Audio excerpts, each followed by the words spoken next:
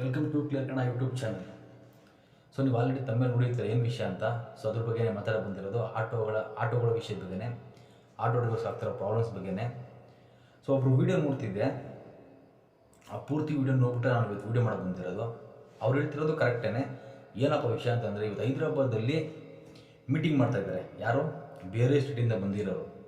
ಅಷ್ಟು ಕಾನ್ಫಿಡೆಂಟಾಗಿ ಅವರು ಬೇರೆ ಸ್ಟೇಟಿಂದ ಬಂದಿರೋರು ಈ ಸ್ಟೇಟಲ್ಲಿ ಅಷ್ಟು ಧೈರ್ಯವಾಗಿ ಮೀಟಿಂಗ್ ಮಾಡ್ತಾರೆ ಅಂತಂದರೆ ಅದು ಬಿಟ್ಟಿರೋದು ಯಾರು? ನಾವು ನೀವುಗಳೇನೆ. ಯಾಕೆ ಹೇಳಿ? ಅವ್ರು ಯಾವ ಭಾಷೆಯಲ್ಲಿ ಮಾತಾಡಿದ್ರು ನಾವು ಮಾತಾಡ್ತೀವಿ ನಮ್ಮ ಕರ್ನಾಟಕದಲ್ಲಿ. ಅದೇ ನಾವು ಬೇರೆ ಸ್ಟೇಟಿಗೆ ಹೋದರೆ ಮಾತಾಡೋದೇ ಬಿಡ್ತಾರಾ? ಯಾವುದೇ ಕಾರಣಕ್ಕೂ ಬಿಡಲ್ಲ. ಸೊ ಅದ್ರ ಟಾಪಿಕ್ ಬಗ್ಗೆ ಬಂದಿರೋದು. ಇವತ್ತು ಹೈದರಾಬಾದ್ ರೋಡಲ್ಲಿ ಅಷ್ಟು ಜನ ಮೀಟಿಂಗ್ ಮಾಡ್ತಾರೆ ಅಂತಂದರೆ ಅದಕ್ಕೆ ಯಾರು ಹೊಣೆ? ನಾವು ನೀವು ಹೊಣೆನೇ. ಅದು ನೆಕ್ಸ್ಟ್ ಯಾರು ಹೊಣೆ? ಸರ್ಕಾರದವರು. ಯಾವ ಸರ್ಕಾರದವರು? ನಮ್ಮ ಸರ್ಕಾರನ? ಇಲ್ಲ. ಕರೆಕ್ಟ್ ಅಲ್ವಾ? ಅದು ಯಾವ ಸರ್ಕಾರ? ಕಮೆಂಟ್ ಮಾಡಿ. ಸೊ ನೆಕ್ಸ್ಟು ಮೇಡಮ್ ಅವ್ರು ಹೇಳ್ತಾರೆ, ತಮಿಳ್ನಾಡಲ್ಲಿ ಹಿಂದಿಯವ್ರನ್ನೆಲ್ಲ ಕಳಿಸ್ಬಿಟ್ರು, ಓಡಿಸ್ಬಿಟ್ರು ಅಂತ. ಅಲ್ಲಿ ಯಾವ ಸರ್ಕಾರ ಇದೆ ಫ್ರೆಂಡ್ಸ್? ನಾನು ಕೇಳ್ತಾ ಇರೋದು, ಯಾವ ಫ್ರೆಂಡ್ಸ್ ಇದೆಯಾ? ಯಾವ ಸರ್ಕಾರ ಇದೆ ಅಲ್ಲಿ? ತಮಿಳ್ನಾಡದೇ ಸರ್ಕಾರ ಇದೆ. ತಮಿಳ್ನಾಡು ಒಂದೇ ಅಲ್ಲ, ಆಂಧ್ರಾಗೆ ಹೋಗಿ, ಕೇರಳಕ್ಕೆ ಹೋಗಿ, ಮಹಾರಾಷ್ಟ್ರಕ್ಕೆ ಹೋಗಿ, ನಮ್ಮ ಸುತ್ತಮುತ್ತ ಇರೋ ಸ್ಟೇಟ್ಗಳಿಗೆ ಹೋಗಿ ಗೊತ್ತಾಗ್ಬಿಡುತ್ತೆ. ಅಲ್ಲೆಲ್ಲ ಅದೇ ಸರ್ಕಾರಗಳಿದೆ. ಅದಕ್ಕೆ ಅಷ್ಟು ಧೈರ್ಯವಾಗಿ ಅವ್ರು ಓಡಿಸ್ತಾ ಇದ್ದಾರೆ. ಅಲ್ಲಿರೋ ಜನಗಳೆಲ್ಲ ಓಡಿಸ್ತಾ ಇರೋದು, ಅಲ್ಲಿರೋ ಸರ್ಕಾರದವರೇ ಓಡಿಸ್ತಾ ಇರೋದು. ಕರೆಕ್ಟ್ ಅಲ್ವಾ? ಅದೊಂದು ಪಾಯಿಂಟು. ಸೊ ನೆಕ್ಸ್ಟು, ಇವ್ರಿಗೆ ಲೈಸೆನ್ಸ್ ಹೆಂಗೆ ಕೊಟ್ಟರು?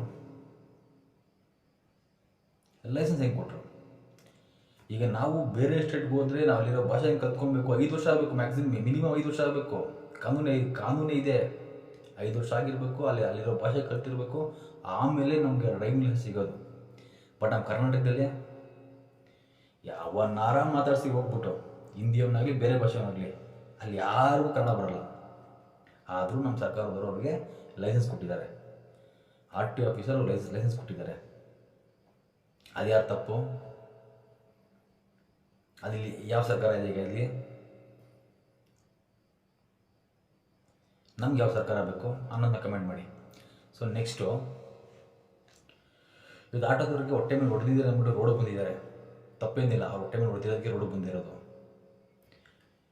ಇನ್ನೊಂದು ಸ್ವಲ್ಪ ವರ್ಷ ಕಳೆದ್ರೆ ಆಟೋದವ್ರು ಒಬ್ಬರೆಲ್ಲ ರೋಡಿಗೆ ಬರೋದು. ಕನ್ನಡಿಗರು ನಾವು ಕೂಡ ರೋಡಿಗೆ ಬರ್ತೀವಿ. ಆ ತಪ್ಪು ಯಾರು ಮಾಡ್ಕೊತಾ ಇರೋದು?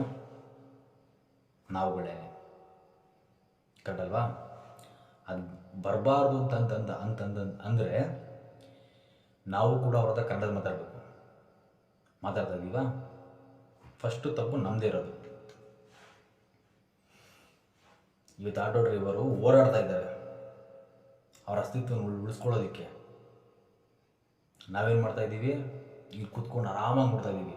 ಅದೇ ಬೇರೆ ಸ್ಟೇಟಲ್ಲಿ ಏನಾದ್ರು ಹೋಗ್ಬಿಟ್ಟು ಬೇರೆ ಭಾಷೆನ ಕೆಣಕಿದ್ದಿದ್ರೆ ಬಿಡ್ತಿದ್ರು ಅಲ್ಲಿವರು? ಯಾವುದೇ ಕಾರಣಕ್ಕೂ ಬಿಡ್ತಿರ್ಲಿಲ್ಲ. ಯಾಕೆ ಹೇಳಿ? ಜನಗಳಿರಲಿ, ಅಲ್ಲಿರೋ ಸರ್ಕಾರನೇ ಸಪೋರ್ಟ್ ಮಾಡುತ್ತೆ ಆ ಭಾಷೆಗೆ, ಅವ್ರ ಭಾಷೆಗಳಿಗೆ. ಬಟ್ ನಮ್ಮ ಕರ್ನಾಟಕದಲ್ಲಿ ನಮ್ಮ ಭಾಷೆಗೆ ನಮ್ಮ ಸರ್ಕಾರಗಳು ಯಾವುದೂ ಸಪೋರ್ಟ್ ಕೊಡೋಲ್ಲ. ಯಾಕೆ ಹೇಳಿ? ಇಲ್ಲಿರೋ ಸರ್ಕಾರಗಳು ನಮ್ಮ ಸರ್ಕಾರಗಳು ಅಲ್ಲ. ಅದು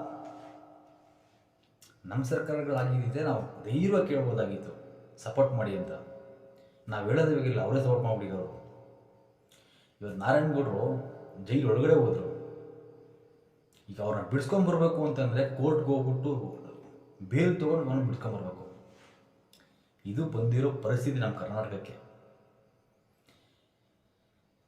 ಇವಾಗಲಾದ್ರೂ ನೀವು ಎಚ್ಚೆತ್ಕೊಳ್ಳಿ. ಇಲ್ಲ ಅಂತಂದರೆ ನಾಳೆ ದಿವಸ ಆಟೋದಲ್ಲಿ ಇವತ್ತು ಹೆಂಗೆ ರೋಡಿಗೆ ಬಂದು ಮಾಡ್ತಾಯಿದ್ದೀರೋ ಆ ಪರಿಸ್ಥಿತಿ ಇವತ್ತು ಕನ್ನಡಿಗರು ಬರುತ್ತೆ. ಕಟ್ಟಲ್ವೇ ಹೇಳ್ತಾ ಇರೋದು? ಹೆಗಲ ಮೇಲೆ ಹಾಕ್ಕೊಂಡು ಶಾಲ್ನ ನಾವು ಓಡಾಡೋದಲ್ಲ, ಕನ್ನಡ ಉಳಿಸಿ ಬೆಳೆಸಿ ಅಂತ. ಆ ಒಂದು ಶಾಲು ಪಾರ್ಲಿಮೆಂಟ್ ಒಳಗೋಗ್ಬೇಕು, ಅಲ್ಲೋಗಿ ಮುಟ್ಬೇಕದು. ಅದು ಮುಟ್ಟೋ ಥರ ಮಾಡಬೇಕಾಗಿರೋದು ಯಾರು? ನಾವು ನೀವೇ. ಅದನ್ನು ಫಸ್ಟ್ ತಿಳ್ಕೊಳ್ಳಿ. ಇವತ್ತು ಮಾತಾಡಬೇಕು ಅಂದರೆ ಬೇಜಾರಾಗ್ಬಿಡುತ್ತೆ ವಿಷಯಗಳೆಲ್ಲ ಮಾತಾಡಬೇಕು ಅಂತಂದರೆ. ಯಾಕೆ ಹೇಳಿ? ಇದು ನಡೀತಾ ಇಲ್ಲ ಇದು. ಏಕೆಂದರೆ ಎಲ್ಲೋ ಹುಟ್ಟಿ ಎಲ್ಲೋ ಬೆಳೆದಿರೋ ಪಕ್ಷಗಳನ್ನ ಕರ್ಕೊಂಡ್ಬಂದ್ಬಿಟ್ಟು ಇಲ್ಲಿ ನಿಲ್ಲಿಸ್ಬಿಟ್ಟು ಪಾರ್ಲಿಮೆಂಟ್ ಒಳಗಡೆ ಬಿಟ್ಬಿಟ್ಟು ಆರಾಮಾಗಿ ನೋಡ್ಕೊಂಡು ಕುತ್ಕೊಂಡ್ಬಿಟ್ಟಿದ್ದೀವಿ. ಅಲ್ಲೋದ್ರೆ ಹುಲಿ, ಇಲ್ಲೋದ್ರೆ ಸಿಂಹ, ಇಲ್ಲೋದ್ರೆ ಕರಡಿ. ಪಕ್ಷನ ಹುಟ್ಟಾಕಿ, ನಮ್ಮ ಪಕ್ಷನ ಬೆಳೆಸಿ, ಕನ್ನಡ ಪಕ್ಷನ ಬೆಳೆಸಿ, ಕನ್ನಡ ಪಕ್ಷನ ಹುಟ್ಟಾಕಿ ಪಾರ್ಲಿಮೆಂಟು ಕನ್ನಡ ಪಕ್ಷನ ಕಳಿಸಿ. ಅವತ್ತು ಈ ಥರ ಯಾವುದು ಪ್ರಾಬ್ಲಮ್ಸ್ ಇರಲ್ಲ. ಅವತ್ತು ಈ ಥರ ಯಾವುದು ಪ್ರಾಬ್ಲಮ್ಸ್ ಇರಲ್ಲ. ಇವತ್ತು ಆಟೋದಲ್ಲಿ ಬಂದಿದ್ದಾರಲ್ಲ, ಆ ಥರ ನಾವು ಬರಬಾರ್ದು. ಇದು ಇಲ್ಲಿಗೆ ಕೊನೆ ಆಗಬೇಕು.